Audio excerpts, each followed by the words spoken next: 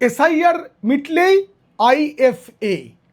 আমি অনেক দিন আগে এ নিয়ে একটা প্রতিবেদন করেছিলাম, কিন্তু সেই প্রতিবেদনে যে কথা বলা হয়েছিল, মানে আমাদের চলে যাওয়া রাজ্য সরকারটা তার করার যে কাজগুলো ছিল সেটা করেনি।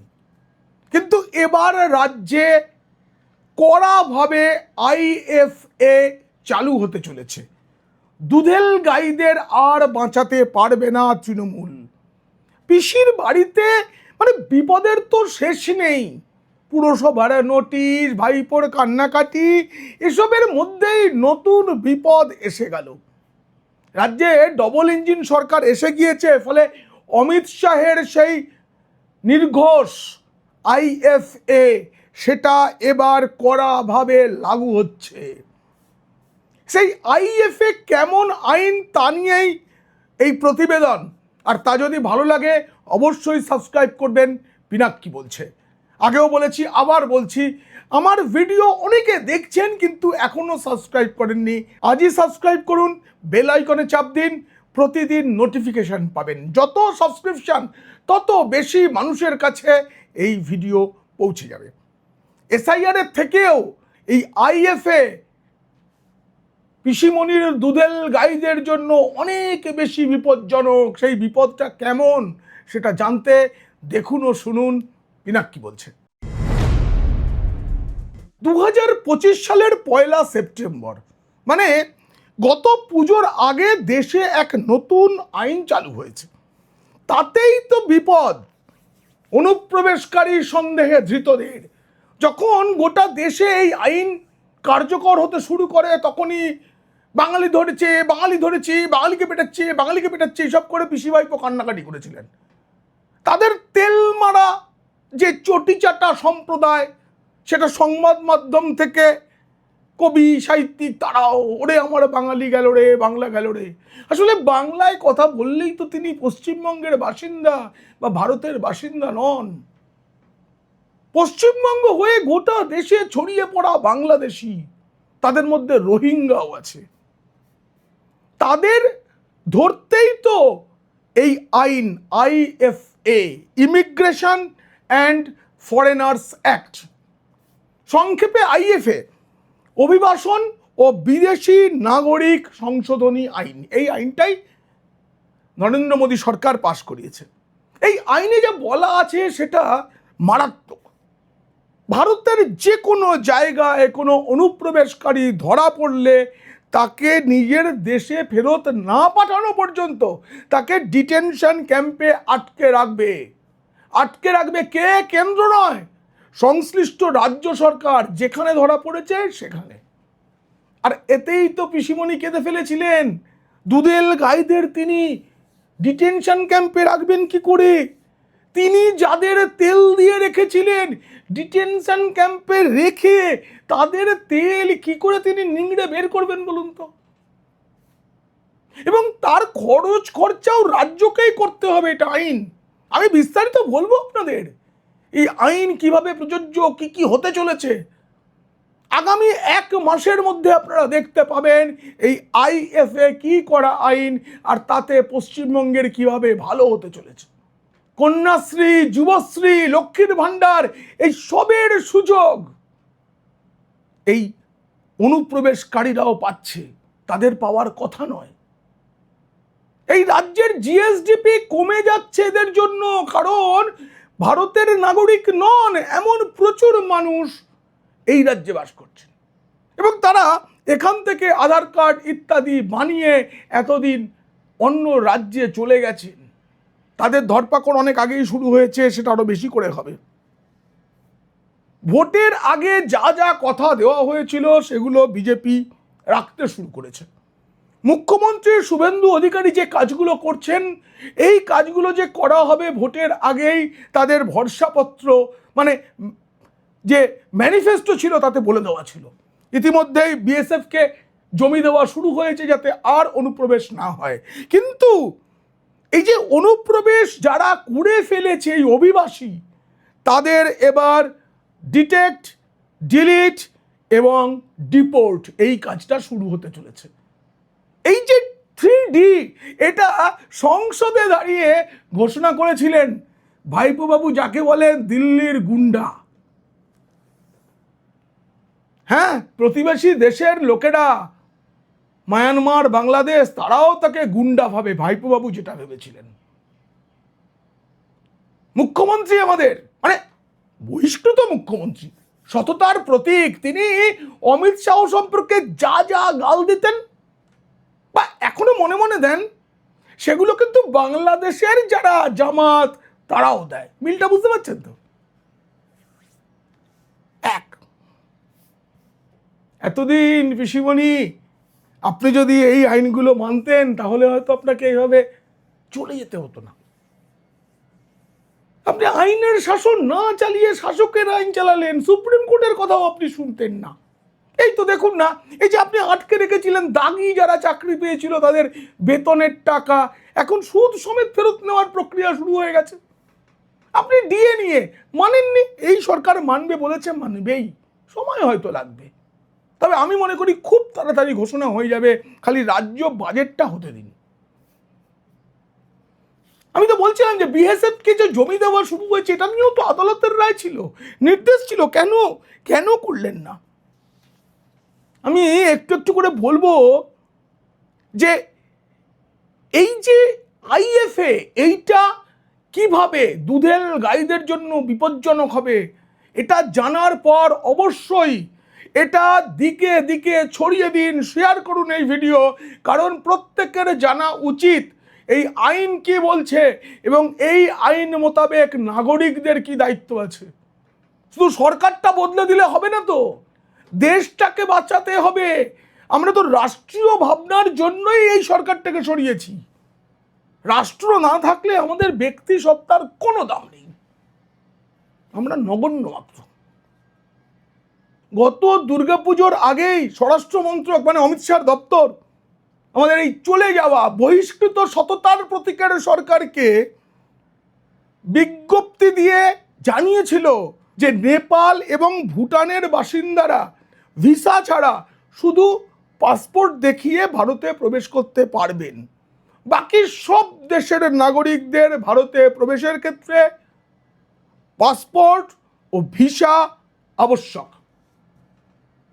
তবে প্রতিবেশী বাংলাদেশ, আফগানিস্তান, পাকিস্তান থেকে ধর্মীয় উৎপীড়নের কারণে বৈধ কাগজ বা বৈধ কাগজ ছাড়াও যারা ভারতে আসবেন, সেই সব হিন্দু, জৈন, শিখ, বৌদ্ধ, খ্রিস্টান, পার্সি, যারা সে দেশে সংখ্যালঘু, তারা যদি এ রাজ্যে আসেন তাদেরকে বাধা দেওয়া যাবে না, তারা শরণার্থী। সিএ আইনের মাধ্যমে তাদের নাগরিকত্ব দেওয়া হবে, এটাই রাজ্য সরকার জানতো। আর সেটা না মানলে আইএফএ কঠোর সাজা, কঠোর। এই অবৈধ অভিবাসনের দায়ে কোনো ব্যক্তিকে যদি ধরা হয় তার 7 বছর পর্যন্ত জেল হতে পারে, সঙ্গে সবচেয়ে কম 1 লাখ টাকা, সর্বোচ্চ 10 লাখ টাকা পর্যন্ত জরিমানা হতে পারে। ভুয়ো পাসপোর্ট বা ভিসা দেখিয়ে যদি কেউ ভারতে প্রবেশ করে থাকে, দেশ ছাড়ার সময় যদি ধরা পড়ে, তখনও তাকে আটক করে এই শাস্তি দেওয়া হবে। মানে ধরুন হোটেল, বিশ্ববিদ্যালয়, বিভিন্ন শিক্ষা প্রতিষ্ঠান, সেখানে অনেক বিদেশিরা পড়তে আসেন, হাসপাতালে অনেকে চিকিৎসার জন্য আসেন, নার্সিংহোমে। এই যে বিদেশি নাগরিকরা এখানে আসছেন, বাধ্যতামূলকভাবে তাদের যাবতীয় ঠিকুজি কুষ্টি প্রশাসনকে জানানোর কথা এ রাজ্যে হতো না। মেয়াদ উত্তীর্ণ ভিসায়, মানে 6 মাসের ভিসায় কেউ পশ্চিমবঙ্গে এসেছেন, তার মেয়াদের পার হয়ে গেছে, ভিসার এক্সটেনশন করার নিয়ে এখানে রয়ে গেছেন, এরকমও যদি কেউ ধরা পড়ে, তার উপরেও নজর রেখে পদক্ষেপ করা উচিত। আর এই দায়িত্বটা তো আমাদের, শুধু সরকার পারবে না, নাগরিকদের খেয়াল রাখতে হবে কারা বাংলাদেশ থেকে এলো, তাদের কাছে ভিসা আছে কিনা জানার চেষ্টা করা, পুলিশকে জানানো, একটু চেক করে দেখুন তো ভিসার মেয়াদ ফুরিয়ে গেল কিনা, কিংবা আদৌ ভিসা আছে কিনা, অথবা পাসপোর্ট থাকলে সেটা জাল কিনা। এমনকি এমনকি দেখুন, আন্তর্জাতিক যেসব উড়ান সংস্থা আছে, জাহাজ যেগুলো পশ্চিমবঙ্গে আসছে বা ভারতের যে কোনো জায়গায় আসছে, তাদের কর্মীরা যখন জাহাজটা থাকে তখন সেই কর্মীরা তো এই দেশের বা এই রাজ্যের মাটিতে থাকবেন, তারা একটু ঘোরাফেরা করবেন, একটা নির্দিষ্ট এলাকার মধ্যে তারা যেতে পারেন। সেই যে কর্মী, তাদের তালিকা রাজ্য প্রশাসনের কাছে জমা দিতে হয়, এটা দেশের আইন। কারণ অনুপ্রবেশকারী ধরা পড়লে তাদের নিজেদের দেশে পাঠানো, যতক্ষণ না পাঠানো যাচ্ছে ততক্ষণ তাকে ডিটেনশন ক্যাম্পে বন্দি রাখার ব্যবস্থা রাজ্যকে করতেই হবে।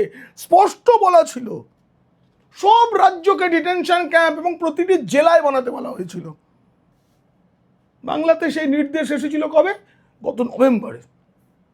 ক্যাম্প বানানো থেকে থাকা খাওয়ার খরচ সব রাজ্যের, বেশি মানে এসবের জন্য নয়। আসলে তিনি এই ভোটটাকে নিয়ে তো জিততে চেয়েছিলেন, তাই জন্য তো তিনি প্রথমে মৃতদের জন্য আর পরে নাম বাদ যাওয়া ভোটারদের জন্য এত কেঁদেছেন, চোখের জল শুকিয়ে গেছে। তাই এখন ক্ষমতা থেকে চলে যাওয়ার পর কাঁদছেন, কিন্তু চোখ দিয়ে জল বেরোচ্ছে না।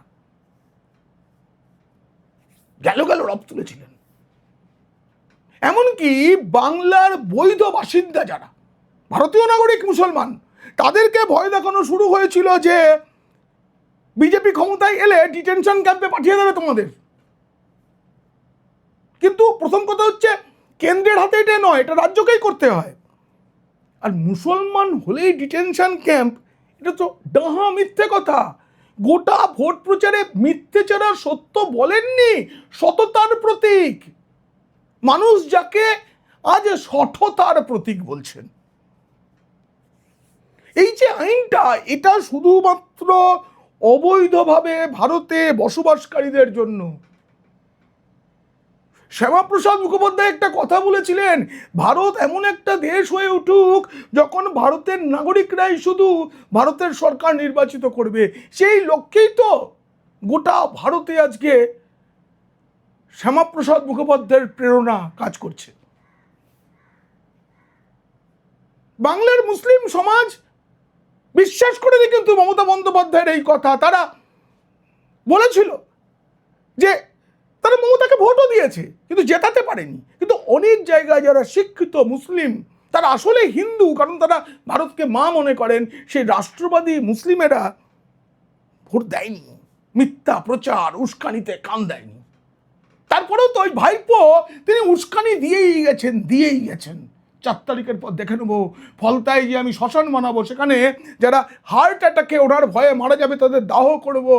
কার মুখাগ্নি করবেন ফলতায় গিয়ে? বিজেপির আসন সংখ্যা 207 থেকে বেড়ে 208 হতে চলেছে। আপনি নিজেকে বাঁচান, আদালতে গেছেন যে আদালত বাঁচাও, যে কোনো মুহূর্তে আমি গ্রেপ্তার হতে পারি, কারণ আমি ভোটের আগে উস্কানি দিয়েছিলাম। আদালত আপাতত একটুখানি নিস্তার দিয়েছে, কিন্তু বলে দিয়েছে যখন পুলিশ ডাকবে তখনই যেতে হবে, গিয়ে তদন্তে সহযোগিতা করতে হবে। গ্রেপ্তার করা হবে না, কিন্তু তদন্তে সহযোগিতা না করলে কি করতে পারে কি করতে পারে না সেই বিষয়ে কিন্তু আদালত নির্দিষ্ট করে কিছু বলেনি। দেখুন, আমাদের দেশের যে আইন, তাতে যেসব জায়গায় ঘন ঘন বিদেশিরা আসেন সেই সব জায়গার উপরে আলাদা করে নজরদারি রাখার কথা। এমনকি রাজ্য চাইলে সেখানে বিদেশিদের আনাগোনা বন্ধ করতে পারেন। কলকাতার কিছু জায়গা আছে যেই জায়গাগুলোয় গেলে মনে হবে আপনি পাকিস্তানে আছেন, কিংবা বাংলাদেশে আছেন, কিংবা মায়ানমারে আছেন। ধর্মতলা চত্বরে এরকম রাস্তা আছে, সেখানে সব হোটেলে সেখানে ঢাকার মুদ্রা চলতো। রাজ্য সরকার চাইলে সেই জায়গায় বিদেশিদের প্রবেশ নিষিদ্ধ করতে পারে। এইসব জায়গায় অনেক অঘটন ঘটে। এখানে হুন্ডির কারবার থেকে শুরু করে ডলার ভাঙানোর কারবার, বেআইনি সিম সব চলে ওইসব এলাকাগুলোতে। এখন তারা ভয়ে দোকানপাট বন্ধ রেখেছে। এমনিতেই আমাদের দেশের কিছু জায়গা আছে যেখানে চাইলেই বিদেশিরা যেতে পারেন না, তাদের আলাদা অনুমতি নিতে হয়। যেমন আন্দামান ও নিকোবর দ্বীপপুঞ্জ, উত্তর পূর্বের কিছু রাজ্য, হিমাচল প্রদেশ, রাজস্থানের কয়েকটি এলাকা, জম্মু কাশ্মীরের কিছু এলাকা, এইসব এলাকায় বিদেশিদের প্রবেশে নিষেধ, কারণ সেখানে ভারতীয় প্রতিরক্ষা সংক্রান্ত বিভিন্ন বিষয় রয়েছে। কিন্তু পশ্চিমবঙ্গকে এমন করে অনুপ্রবেশকারীদের স্বর্গরাজ্য বানিয়েছিল এই পিসি ভাইপো দুর্নীতির সরকারটা, যে পচা গলা সরকারটা চলে গেছে, কিন্তু এখনো গন্ধ রয়ে গেছে। এখনো অনেক ব্লিচিং পাউডার ছড়াতে হবে গোটা বাংলায়। বিজেপির সরকার হয়েছে, শুভেন্দু অধিকারী মুখ্যমন্ত্রী হয়েছেন, কিন্তু আমি বলছি এখনো অনেক জায়গায় ফিনাইল দিতে হবে, ব্লিচিং পাউডার দিতে হবে। অনেক গোখরো এখনো লুকিয়ে আছে, অনেক পাপ, অনেক পচা গলা কাণ্ড রয়ে গেছে বাংলায়। কিন্তু এবার ঘুঘু দেখেছ, ঘুঘুর ফাঁদ দেখনি। গোটা দেশে কেন্দ্রীয় স্বরাষ্ট্রমন্ত্রী সংসদে দাঁড়িয়েও বলেছিলেন যে গোটা দেশে যেখানে যেখানে বাংলাদেশে ধরা পড়ছে তাদের কাছে যে আধার কার্ড, সেটা পশ্চিমবঙ্গে তৈরি, এবং মূলত তৈরি হয়েছে উত্তর 24 পরগনা এবং দক্ষিণ 24 পরগনা। একটা ভাইপো বাবুর এলাকা আর একটা দিদিমণির বিভিন্ন এলাকা ইজারা দেওয়া, কোনটা বালুর, কোনটা পার্থর, কোনটা শাহজাহানের, সব ইজারা দেওয়া জায়গা। শুনুন, এই আইএফএ আইনকে যদি এক কথায় বোঝাতে হয়, আমি ডিটেলে বলবো এই আইনটা কিভাবে কার্যকর হবে, কি আমি বলছি আপনাদের। তার আগে বলে নি, আইএফএ কে যদি এক কথায় বোঝানো হয় তাহলে এই আইন বলছে ভারত কোনো ধর্মশালা নয়। যে খুশি ভারতীয় নাগরিকদের সুযোগ সুবিধা ছিনিয়ে নিতে পারে না। ভারতটা ভারতীয়দের, এটা ধর্মশালা নয়। যে পারলেন এলেন, বেডিং পাতলেন আর শুয়ে পড়লেন। হয়েছে, পিসি ভাইপো আমলে অনেক হয়েছে, এবার আর হবে না, তোমাদের চলে যেতে হবে। আর চলে যাওয়ার আগে 30 দিন ডিটেনশন ক্যাম্পেও থাকতে হবে। এবার আমি বলছি কারা অবৈধ অভিবাসনকারী, কারা, কাদের চিহ্নিত করতে হবে। যে সমস্ত বিদেশি নাগরিক, হিন্দু, জৈন, বৌদ্ধ এরা ছাড়া বিদেশি নাগরিক বৈধ পাসপোর্ট এবং অন্যান্য নথি ছাড়া ভারতে প্রবেশ করেছে, তারাই হচ্ছেন অবৈধ অভিবাসনকারী। বৈধ পাসপোর্ট অন্যান্য নথি নিয়ে ভারতে প্রবেশ করেছেন, কিন্তু নির্ধারিত সময় মানে ভিসার মেয়াদ শেষ হবার আগে ফিরে যাননি, তারাও কিন্তু অবৈধ অভিবাসনকারী। এদের কিভাবে ফেরত পাঠানো হবে জানেন? তার পুরো নিয়ম আছে। এই ধরুন কেউ স্থলপথে বা কেউ জলপথে সীমান্ত পেরিয়ে ভারতে ঢোকে, যদি ধরা পড়ে তৎক্ষণাৎ তাদের ফিরিয়ে দেওয়া হবে। কিন্তু ফিরিয়ে দেওয়ার সময় তাদের বায়োমেট্রিক তথ্য, মানে আঙুলের ছাপ, মুখের ছবি, চোখের মনির ছবি, তার জনতাত্ত্বিক বিবরণ, তার পদবী কি, বাবাকে ছিলেন, ঠাকুরদাকে ছিলেন, সব কিছু নিয়ে রাখবে কর্তৃপক্ষ। সব এই সংক্রান্ত তথ্য নথিভুক্ত করে রাখতে হবে, এবং যেখানে ইন্টারনেট যোগাযোগ নেই সেখানে অফলাইনেই তথ্য রাখবে, আর যেখানে আছে দ্রুত কেন্দ্রীয় সরকারের মানে স্বরাষ্ট্র মন্ত্রকের যে পোর্টাল তাতে আপলোড করতে হবে। বাংলাদেশি ও রোহিঙ্গাদের যে ফেরত পাঠানো হবে তার যে পরিসংখ্যান তথ্য, এই হিসেবটা রাখবে বিএসএফ এবং উপকূলরক্ষী বাহিনী। বাধ্যতামূলকভাবে কেন্দ্রীয় স্বরাষ্ট্র মন্ত্রককে এই সংক্রান্ত রিপোর্ট প্রতি মাসে একবারে নিয়মিত পাঠাতে হবে। একদিন দুদিনের কাজ নয়, চলবে, এটা চলতেই থাকবে, চলতেই থাকবে। যদি কেউ অনিচ্ছাকৃতভাবে বুঝতে পারেননি, সীমান্ত পেরিয়ে এপারে চলে এলেন আর সীমান্ত রক্ষী বাহিনীর কাছে ধরা পড়ে গেলেন, তাদের হেফাজতে নিয়ে জিজ্ঞাসাবাদ করতে হবে, প্রথমে করা হবে, এটাই নিয়ম। যদি দেখা যায় তারা নির্দোষ, ভুল করেই ঢুকেছেন, আমাদের তো সীমান্তটা এরকম আছে অনেক জায়গায়, তবে বাংলাদেশ বা মায়ানমারের যে সীমান্তরক্ষী বাহিনী আছে তাদের হাতে তুলে দেওয়া হবে। কিন্তু তার আগে তাদেরও যাবতীয় তথ্য, এই বায়োমেট্রিক তথ্য সব কিছু সংগ্রহ করে কেন্দ্রীয় সরকারের যে ওয়েবসাইট তাতে আপলোড করা হবে। যদি দেখা যায় তারা নির্দোষ নন, তখন কি হবে? তখন কিন্তু আর ফেরত পাঠানো হবে না। যে রাজ্যের সীমান্তের কাছে হচ্ছে সেই রাজ্য সরকার বা কেন্দ্রীয় শাসিত অঞ্চল সেখানকার পুলিশের হাতেই তুলে দেবে বিএসএফ। এইবার তাকে এই আইএফএ আইনের আওতায় আনা হবে। এবার ধরুন কোনো অবৈধ অভিবাসী চিহ্নিত হয়েছে। এই তাকে যে দেশে, তার দেশে বাংলাদেশ কিংবা মায়ানমার, তাকে তো ফেরত পাঠাতে হবে। তার জন্য পশ্চিমবঙ্গে প্রতিটি জেলায় একটি করে এসটিএফ বা বিশেষ টাস্ক ফোর্স এটা গঠন করা হবে। এর জন্য মানে রাজ্যের সমস্ত জেলায় পর্যাপ্ত সংখ্যায় হোল্ডিং সেন্টার, মানে ওই ডিটেনশন ক্যাম্প, শরণার্থী শিবির বলা হচ্ছে, আসলে কিন্তু ডিটেনশন, শরণার্থী তো তিনি নন, শরণার্থী তো যারা সংখ্যালঘু, ওই দেশে যারা সংখ্যালঘু তারা। এইখানে এই অভিবাসী বাংলাদেশি বা রোহিঙ্গাদের আটকে রাখা হবে, তাদের জিজ্ঞাসাবাদ করা হবে। যদি কেউ ভারতীয় বলে দাবি করেন, তাদের সম্পর্কে তথ্য যাচাই করতে হবে 30 দিনের মধ্যে। 30 দিন ধরে তাদের ডিটেনশন ক্যাম্পে রেখে দেখা হবে, ওই ক্যাম্পেই তারা 30 দিন থাকবেন। এরপরে তাদের সম্পর্কে খোঁজখবর নেওয়া হবে। খোঁজখবর নিয়ে সত্যি দেখা যায় না এনা ভারতীয়, তাহলে রেখে দেওয়া হবে, কারণ ভারতে সকলেই থাকবেন। আর বাংলাদেশি বা রোহিঙ্গা বলে যদি চিহ্নিত করা হয়, অবিলম্বে প্রক্রিয়া সম্পন্ন হলে সংশ্লিষ্ট রাজ্য বা কেন্দ্রশাসিত অঞ্চলের পুলিশ ওই ব্যক্তিকে উপযুক্ত নিরাপত্তা দিয়ে সীমান্তরক্ষী বাহিনীর হাতে তুলে দেবে, ভালো করে যত্ন করে তুলে দেবে।